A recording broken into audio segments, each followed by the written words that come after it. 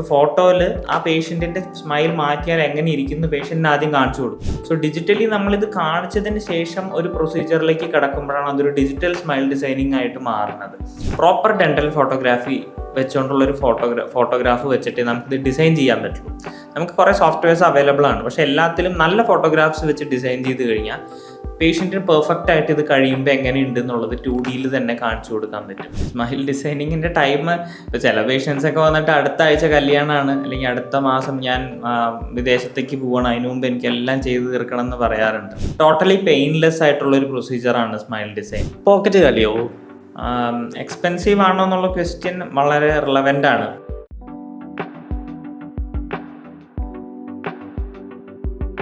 Doctor, smile ഡിസൈനിങ്ങിൻ്റെ procedure എല്ലാവർക്കും ഒരുപോലെയാണോ? എല്ലാവർക്കും തീർച്ചയായിട്ടും ഒരുപോലെയല്ല. ഇപ്പം ഞാൻ എൻ്റെ അടുത്ത് ഒരു പേഷ്യൻ്റ് ഇതിനു മുമ്പ് 2-3 തവണ ആ കുട്ടി സ്മൈൽ ചേഞ്ച് ചെയ്ത് ക്രൗൺസും വെനിയർസൊക്കെ ഇട്ട് നോക്കിയിട്ടും തീരെ സാറ്റിസ്ഫൈഡ് ആവാത്തൊരു കുട്ടി വന്നായിരുന്നു.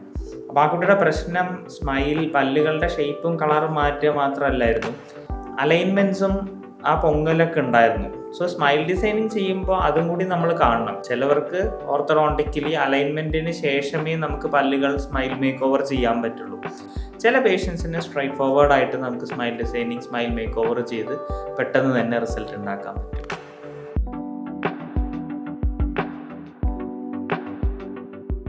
ഡോക്ടർ, ഡിജിറ്റൽ സ്മൈൽ ഡിസൈനിങ് ഇപ്പോൾ എല്ലായിടത്തും കേൾക്കുന്ന അതെന്താ സംഭവം? ഡിജിറ്റൽ സ്മൈൽ ഡിസൈനിങ് യൂഷ്വലി നമ്മൾ നോർമലി ഡയറക്റ്റ് ആയിട്ട് ഒരു പേഷ്യൻറ്റിനെ ട്രീറ്റ്മെൻറ്റ് ചെയ്യണേക്കാൾ മുന്നേ നമ്മൾ ആദ്യം പേഷ്യൻസിൻ്റെ ഫോട്ടോഗ്രാഫ്സും 3D വായയുടെ ഉള്ളിലുള്ള 3D സ്കാൻസ് 3D അളവുകൾ എടുത്തിട്ട് നമ്മൾ ആദ്യം ഒരു ട്രയൽ ചെയ്യും. ഇപ്പോൾ ഫോട്ടോയിൽ ആ പേഷ്യൻറ്റിൻ്റെ സ്മൈൽ മാറ്റിയാൽ എങ്ങനെ ഇരിക്കുന്നു പേഷ്യൻറ്റിന് ആദ്യം കാണിച്ചു കൊടുക്കും.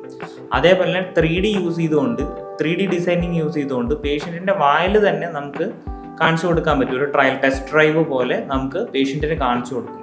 സോ ഡിജിറ്റലി നമ്മളിത് കാണിച്ചതിന് ശേഷം ഒരു പ്രൊസീജിയറിലേക്ക് കിടക്കുമ്പോഴാണ് അതൊരു ഡിജിറ്റൽ സ്മൈൽ ഡിസൈനിങ് ആയിട്ട് മാറുന്നത്.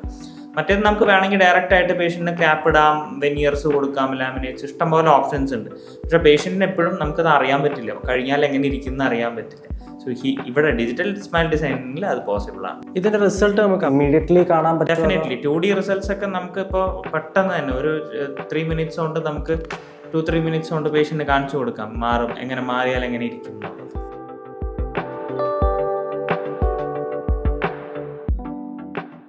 ഡോക്ടർ, ഡിജിറ്റൽ സ്മൈൽ ഡിസൈനിങ്ങിൽ ഈ പേഷ്യൻസിന്റെ ഫോട്ടോസൊക്കെ പല ആംഗിളിൽ നിൽക്കുന്നത് കണ്ടിട്ടുണ്ട്. അതിന്റെ പർപ്പസ് എന്താണ്?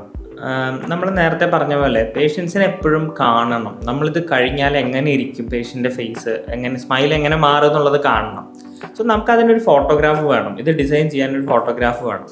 നമുക്ക് ഈ ഫോണിൽ എത്രയൊക്കെ നല്ല ഫോട്ടോഗ്രാഫ്സ് എടുക്കാൻ പറ്റും എന്ന് പറഞ്ഞാലും നമുക്കൊരു നല്ല DSLR ക്യാമറ വിത്ത് 100mm ബ്ലോക്ക് ലെൻസ് വെച്ചിട്ടുള്ള പ്രോപ്പർ ഡെൻ്റൽ ഫോട്ടോഗ്രാഫി വെച്ചുകൊണ്ടുള്ളൊരു ഫോട്ടോഗ്രാഫ് വെച്ചിട്ട് നമുക്കിത് ഡിസൈൻ ചെയ്യാൻ പറ്റുള്ളൂ.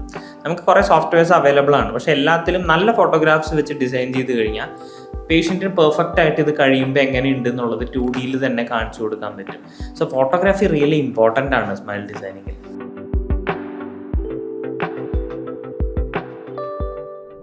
ഡോക്ടർ, ഈ സ്മൈൽ ഡിസൈനിങ് പ്രൊസീജിയർ ഒന്ന് ജസ്റ്റ് ഒന്ന് ബ്രീഫ് ചെയ്ത് തരൂ. ലൈക്ക് നമ്മൾ നേരത്തെ പറഞ്ഞ പോലെ ടെസ്റ്റ് ഡ്രൈവ് ചെയ്ത് പേഷ്യൻറ്റിനെ കാണിച്ചു കൊടുത്തു, ഇങ്ങനെയാണ് മാറ്റാൻ പോണേ. സോ ഈ മാറ്റം വരുത്താനായിട്ട് ചിലപ്പോൾ നമുക്ക് ഒരേ വഴിയിലൂടെ പോയി കഴിഞ്ഞാൽ നടക്കില്ല, നമുക്ക് പല പ്രൊസീജിയേഴ്സ് ചെയ്യേണ്ടി വരും. ഇപ്പോൾ ചില ആൾക്കാരുടെ പല്ല് ഉന്തിയിട്ടായിരിക്കും. അപ്പം നേരത്തെ പറഞ്ഞ പോലെ നമുക്ക് ഒരു അലൈനർ കൊടുത്തിട്ട് അതിനെ ഒന്ന് താഴ്ത്തിയതിന് ശേഷമേ പല്ലുകളെ മാറ്റാൻ പാടുള്ളൂ. ചിലവർക്ക് കുഴപ്പമുണ്ടാവില്ല. ഇനി പ്രശ്നമൊന്നും ഇല്ലാത്ത ആൾക്കാരാണെങ്കിൽ നമുക്ക് പെട്ടെന്ന് തന്നെ ഇത് കറക്റ്റ് ചെയ്തെടുക്കാം. ചിലവർക്ക് അത് ക്യാപ്പ്, പല്ലിൽ ക്രൗൺസ്, സിർക്കോണിയ പോലുള്ള നല്ല ക്രൗൺസ് കൊടുത്തിട്ടായിരിക്കും ചെയ്യുക.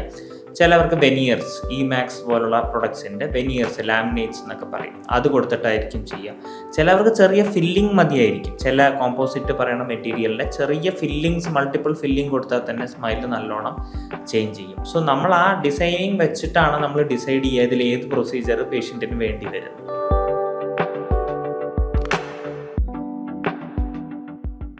ഡോക്ടർ, ഈ സ്മൈൽ ഡിസൈനിങ് പ്രൊസീജിയർ കംപ്ലീറ്റ് ചെയ്യാനായിട്ട് ഏകദേശം എത്ര ടൈം എടുക്കുമായിരിക്കും? സ്മൈൽ ഡിസൈനിങ്ങിൻ്റെ ടൈം ഇപ്പോൾ ചില പേഷ്യൻസ് ഒക്കെ വന്നിട്ട് അടുത്ത ആഴ്ച കല്യാണമാണ്, അല്ലെങ്കിൽ അടുത്ത മാസം ഞാൻ വിദേശത്തേക്ക് പോകണം, അതിനു മുമ്പ് എനിക്കെല്ലാം ചെയ്ത് തീർക്കണം എന്ന് പറയാറുണ്ട്.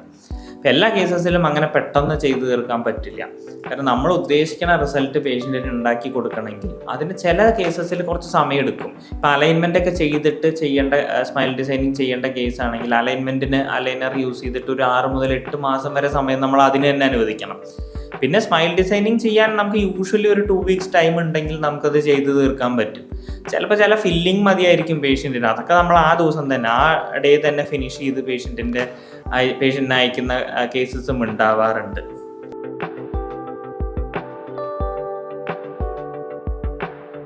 ഡോക്ടർ, ഞാൻ അല്പം പെയിൻ സെൻസിറ്റീവ് ആയിട്ടുള്ള ഒരാളാണ്. അപ്പോൾ എൻ്റെ ഒരു പേടി എന്ന് വെച്ചാൽ ഇത് ഒരുപാട് പെയിൻഫുൾ ആയിട്ടുള്ള ഒരു പ്രൊസീജിയർ ആണോന്നാ?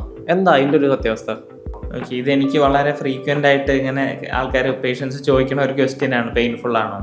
ടോട്ടലി പെയിൻലെസ് ആയിട്ടുള്ള ഒരു പ്രൊസീജിയറാണ് സ്മൈൽ ഡിസൈനിങ്. അതിപ്പോൾ അലൈനർ ആണെങ്കിലും അതെ, മറ്റേ സ്മൈൽ മേക്ക് ഓവർ ചെയ്യുന്ന വെനിയേഴ്സ് ചെയ്യുമ്പോഴോ ക്രൗൺസ് ചെയ്യുമ്പോഴോ ഇതൊരു പെയിൻലെസ് പ്രൊസീജിയറാണ്. അപ്പോൾ അധികം ഇൻവേസീവ് ആയിട്ടുള്ള ഒരു കാര്യവും സർജിക്കൽ ആയിട്ടുള്ള ഒരു കാര്യമൊന്നും ഇതിനകത്ത് ചെയ്യാറില്ല.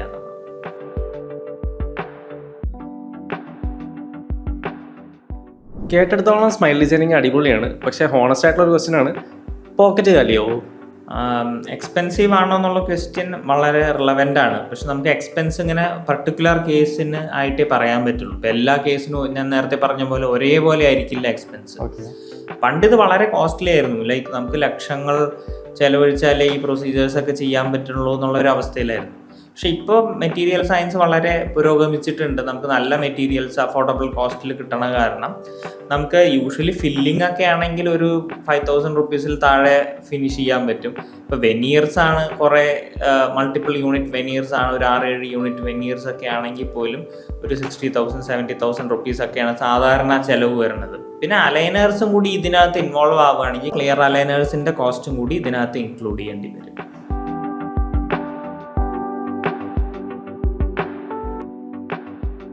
ഡോക്ടർ, എൻ്റെ ഒരു ഫ്രണ്ട് സ്മൈൽ ഡിസൈനിങ് ചെയ്യാൻ ആഗ്രഹിക്കുന്നുണ്ടായിരുന്നു. അപ്പോൾ ആളുടെ ഫോട്ടോസ് എടുത്ത് തന്നാൽ ഡോക്ടർക്ക് ഇതുപോലെ ഒരു റിസൾട്ട് കാണിച്ചു കൊടുക്കാൻ പറ്റുമോ?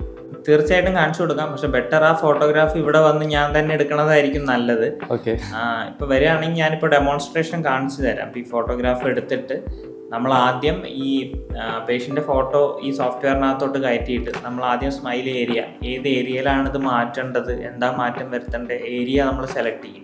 എന്നിട്ട് പേഷ്യൻറ്റിനെ സിമെട്രിക് ആക്കും. മിഡ് ലൈനൊക്കെ കറക്റ്റ് ചെയ്ത് സിമെട്രിക് ആക്കിയതിന് ശേഷം നമുക്ക് പല സ്മൈൽസ് ഇതിനകത്ത് ആഡ് ചെയ്ത് നോക്കാൻ പറ്റും. സോ സോഫ്റ്റ്വെയറിൽ യൂഷ്വലി ലൈബ്രറീസ് ഉണ്ടാവും സ്മൈലിൻ്റെ. സോ ആ സ്മൈൽസ് നമുക്ക് ഇതിനകത്തോട്ട് ഇൻകോപ്പറേറ്റ് ചെയ്ത് നോക്കാൻ പറ്റും. ഈ സ്മൈലാണോ നല്ലത്, ആ സ്മൈലാണോ നല്ലത്. എന്നിട്ട് നമുക്ക് ആ പേഷ്യൻറ്റിൻ്റെ ഫേസിൻ്റെ ലെങ്ത്ത് അല്ലെങ്കിൽ സ്കിന്നിൻ്റെ കളറ് അതിനനുസരിച്ചുള്ള ഷേപ്പും സൈസും കളറുമുള്ള ടൂത്ത് ഒരു ഡെൻറ്റിസ്റ്റ്, എക്സ്പീരിയൻസ്ഡ് സ്മൈൽ ഡിസൈനിങ് ചെയ്യുന്ന ഡെൻറ്റിസ്റ്റിന് അത് ഇതിനകത്തോട്ട് ഇട്ട് നോക്കിക്കഴിഞ്ഞാൽ കമ്പയർ ചെയ്യാൻ പറ്റും നമുക്ക്. ഓക്കെ, പഴയതിൽ നിന്ന് ഇങ്ങനെ മാറ്റിയാൽ നല്ലതാണോ അല്ലയോ. സോ ഇതുപോലൊരു കമ്പാരിസൺ, ഇപ്പോൾ ഇത് കാണിക്കുന്ന പോലെ ഒരു കമ്പാരിസൺ നമുക്ക് ചെയ്തിട്ട് പേഷ്യൻറ്റിന് അപ്പം തന്നെ ഒരു 2 മിനിറ്റ്സ് കൊണ്ട് തന്നെ നമുക്ക് ഒരു സ്കിൽഡ് ഡെൻറ്റിസ്റ്റിന് ഈ ഡിസൈനിങ് ചെയ്ത് കാണിച്ചു കൊടുക്കാൻ പറ്റും.